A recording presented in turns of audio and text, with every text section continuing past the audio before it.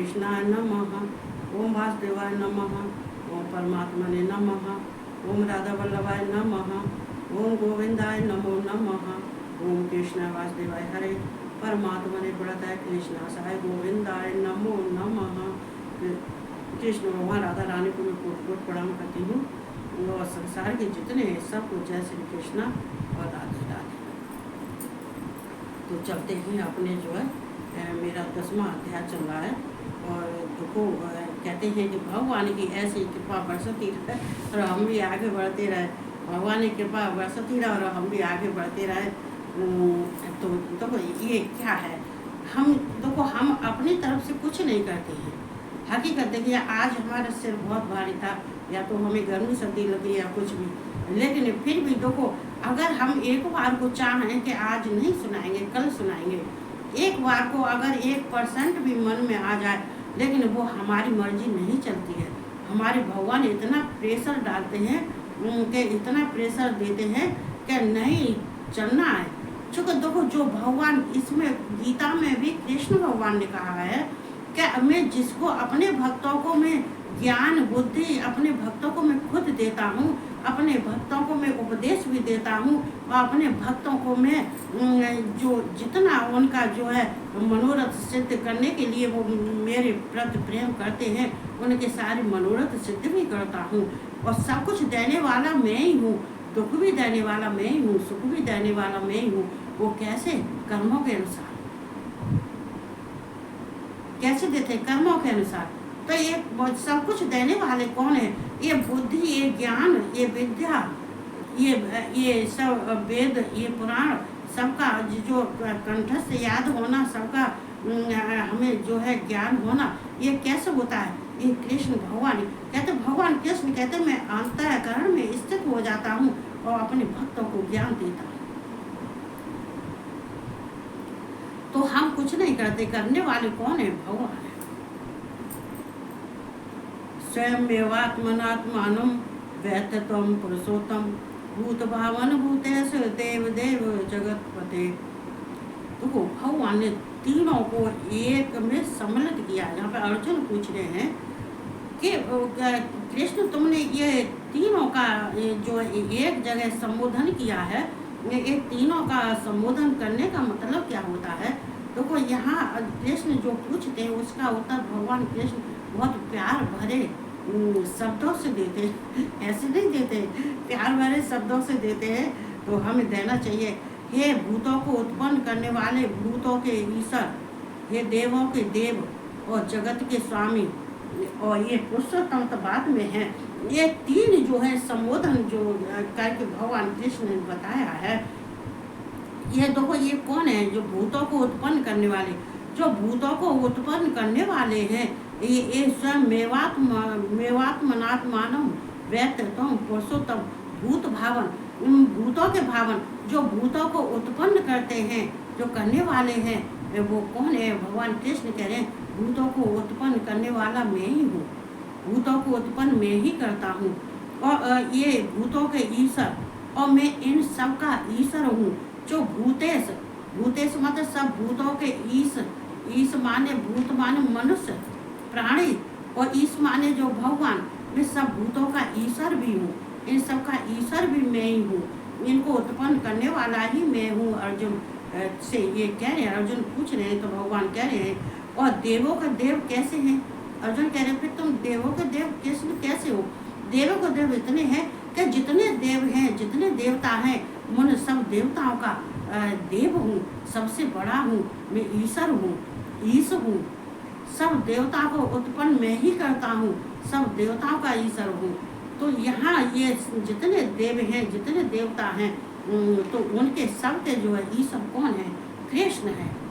कृष्ण ही सबको उत्पन्न करते हैं। तो यहाँ पर ये सब जब देवताओं के जो ईश्वर हैं, जो देव हैं, वो सबसे बड़े कौन है? कृष्ण है। तो कृष्ण अपने को कह रहे हैं सब देवों का मैं देव इसलिए हूँ कि सब देवताओं को मैंने उत्पन्न किया है, इसलिए सब देवताओं का मैं स्वामी हूँ, अधिपति हूँ। ये जगत के स्वामी, ये जगत के स्वामी किस लिए हो? जगत के स्वामी इसलिए हो कि मैं जगत का पालन भी करता हूँ, संहार भी करता हूँ और ये सृष्टि भी करता हूँ, इन सबको मैं उत्पन्न करता हूँ, उत्पन्न करने के बाद में और इनका संहार भी मैं ही करता हूँ। इन सब का जो है पति मैं हूँ, स्वामी हूँ। जितने संसार के हैं, ये जगत के जितने मनुष्य प्राणी हैं और जितने हैं, सबका मैं स्वामी हूँ। लेकिन फिर पुरुषोत्तम कैसे हो?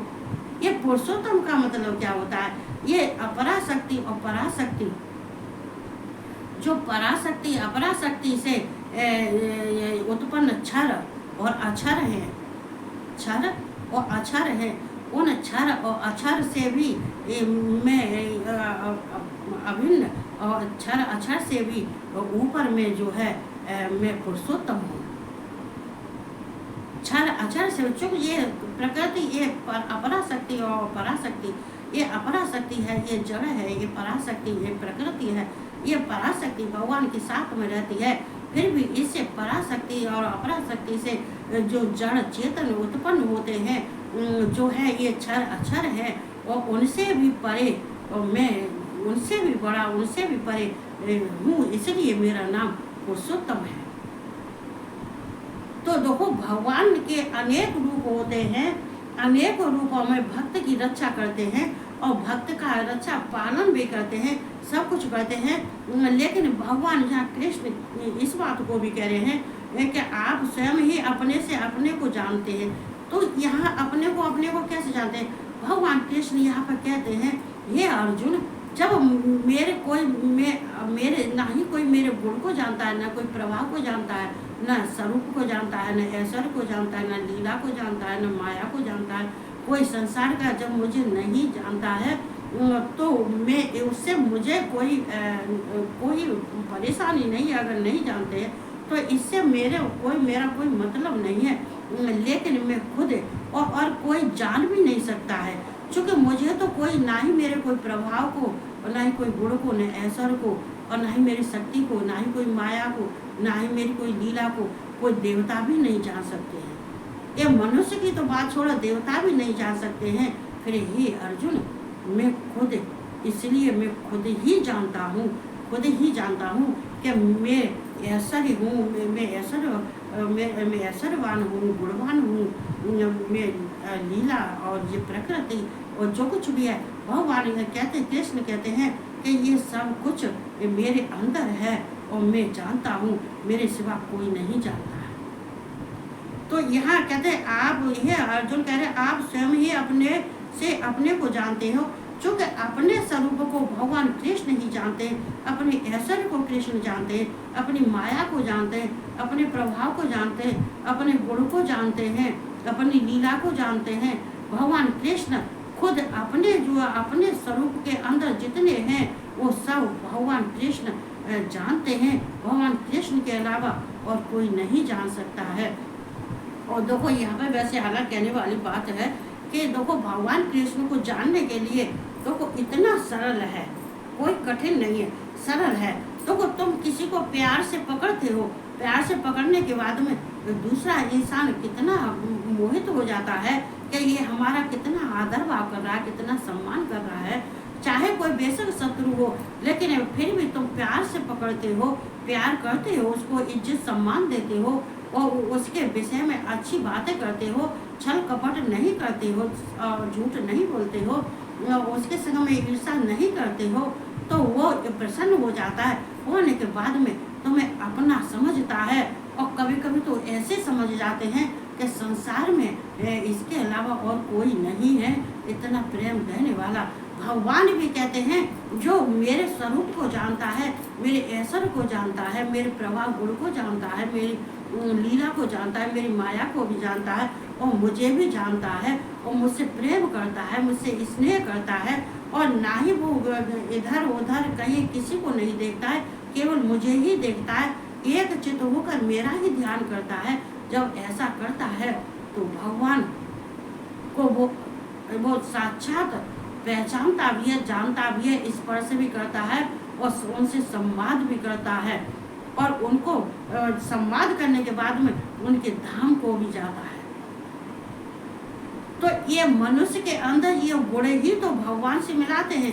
अगर उसके कर्म और गुण अच्छे नहीं होते हैं तो भगवान की तो चली क्या। ये कहते हैं कि ये पड़ोस का भी कोई नहीं जान सकता, पड़ोस का भी छोड़ो, अपने घर के बच्चे भी हैं वो भी हमें पहचानना छोड़ देंगे। जो हमारे अंदर कोई प्रेम की बातें नहीं हुई, प्रेम का बहार नहीं होगा, हमारा बोलचाल हमारा सही नहीं होगा तो बच्चे भी छोड़ देते हैं। इसलिए हम प्रेम की भाषा कोई जानता है तो प्रेम की भाषा से हम भगवान को प्राप्त करते हैं, इंसान को भी प्राप्त कर लेते हैं और भक्ति भी प्राप्त कर लेते हैं। प्रेम वो शक्ति है, प्रेम के अंदर वो शक्ति तो है ही है, लेकिन प्रेम के अंदर वो इतना गुण है कि कहते हैं कि गुड़ से भी ज़्यादा मीठा ये प्रेम है। जो प्रेम अगर किसी पर बरस जाता है तो वो इंसान जो है कि अपने को सब कुछ छोड़ने को तैयार हो जाता है, अपने जीवन लीला को भी उसके ऊपर नौछावर कर देता है। लेकिन मनुष्य इस तरह का तो होना चाहिए, ऐसा नहीं होना चाहिए। मंदिर मत जाओ, तीर्थ यात्रा मत जाओ, उससे मत जाओ, वहाँ से मत जाओ, वहाँ किसी को कभी बंधन में नहीं बांधना चाहिए और ना ही बंधन में बंधना चाहिए। अगर ऐसा कोई करता है तो भगवान तुमसे दूर हो जाएंगे। क्योंकि भगवान कहते हैं संसार में तुम प्यार बांटने आए हो, प्यार बांटो, सबको सम्मान दो, सबकी इज्जत करो, सबसे प्यार से बोलो, व्यवहार अच्छा करो। ये सब होता है तभी भगवान की प्राप्ति होती है। ऐसे नहीं होता है कि अपने अहंकार में रह के हम कुछ भी कर रहे हैं, कुछ भी बोल रहे हैं, ऐसा नहीं होता है। अगर कोई ऐसा व्यक्ति है तुरंत छोड़ दो, त्याग दो। अगर भगवान को पाना है तो और अपना नाम यश करना है तो ऐसे इंसान से बिल्कुल कट जाओ, बिल्कुल छोड़ दो, कोई परेशानी नहीं है। संसार में कोई नाता नहीं होता है, ये स्वार्थ के नाते होते हैं और देह धरे के नाते होते हैं, स्वार्थ के नाते होते हैं, वैसे कोई नाता नहीं है। तो भगवान से जुड़ जाओ, यही सबसे अच्छी बात है। जो भगवान से जुड़ते हैं वो संसार में नाम करके जाते हैं, ऐसे नहीं जाते हैं। तो इतना कहते हुए मैं सबको जय श्री कृष्ण, राधे राधे और सबको गुड नाइट।